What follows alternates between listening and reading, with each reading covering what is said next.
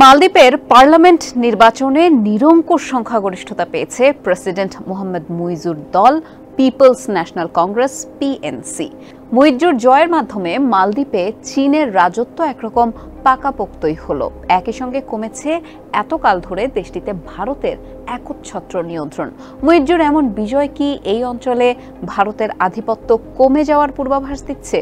ভূ রাজনৈতিক বিশ্লেষকদের মস্তিষ্কের গলিপথে এখন এই প্রশ্নটাই ঘুরপাক খাচ্ছে, যার উত্তর বের করার চেষ্টা করেছে দ্য বিজনেস স্ট্যান্ডার্ড। আপনাদের সঙ্গে আছি আমি মোহনা হোসেন।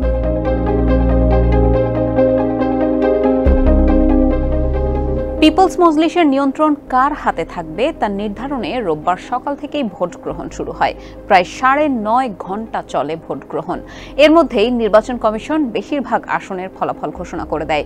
রাত 12:30টা পর্যন্ত 93 আসনের মধ্যে 86টি ফলাফল ঘোষণা করে তারা, আর 86টির মধ্যে 66টিতেই জয় পেয়েছে মুইজুর দল পিএনসি।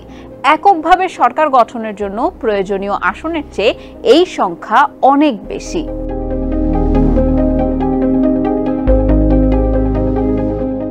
বিদায়ী পার্লামেন্টে পিএনসি ও তাদের শরিকদের মাত্র 8টি আসন ছিল। মালদ্বীপের এবারের নির্বাচনকে প্রেসিডেন্ট মুইজুর জন্য কঠিন একটি পরীক্ষা বলে মনে করা হচ্ছিল, কারণ চীনপন্থী মুইজু প্রেসিডেন্ট হলেও পার্লামেন্টের নিয়ন্ত্রণ ছিল তার পূর্বসূরি ভারতপন্থী ইব্রাহিম মোহাম্মদ সালেহ দল মলদিভিয়ান ডেমোক্রেটিক পার্টি এমডিপির হাতে। ফলে চীনপন্থী মুইজুর দল পার্লামেন্টের নিয়ন্ত্রণ নিতে পারবে কিনা এটাকে তার জন্য চ্যালেঞ্জ বলে মনে করা হচ্ছিল।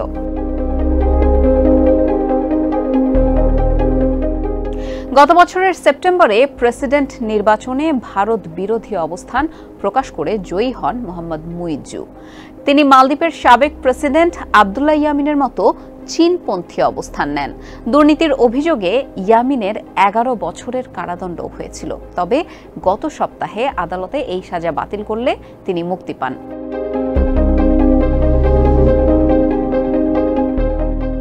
চলতি মাসে যখন পার্লামেন্ট নির্বাচনের জন্য পুরো দমে প্রচারণা চালাচ্ছিল, তখন মালদ্বীপে অবকাঠামো নির্মাণে চীনের রাষ্ট্রীয় মালিকানাধীন প্রতিষ্ঠানের সঙ্গে বড় চুক্তি করেছেন মুইজু। তার প্রশাসন মালদ্বীপে থাকা ভারতীয় সেনাদের দেশে ফেরত পাঠানোর প্রক্রিয়ার মধ্য দিয়েও যাচ্ছে এখন।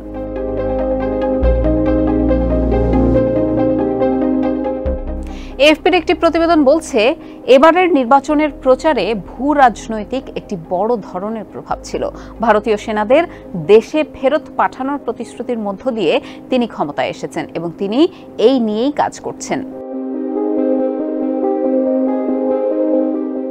মুইজু প্রেসিডেন্ট হলেও পার্লামেন্টে সংখ্যাগরিষ্ঠতা না থাকায় বিরোধী পক্ষের আইন প্রণেতাদের আপত্তিতে তার মনোনীত 3 জনের মন্ত্রিসভায় যোগদান আটকে যায়। মুইজু প্রস্তাবিত কয়েকটি বিল পাশেও আপত্তি জানান বিরোধীরা। এখন পার্লামেন্টের নিয়ন্ত্রণ পাওয়ায় মুইজুর সরকারের জন্য সিদ্ধান্ত নেওয়া সহজ হবে।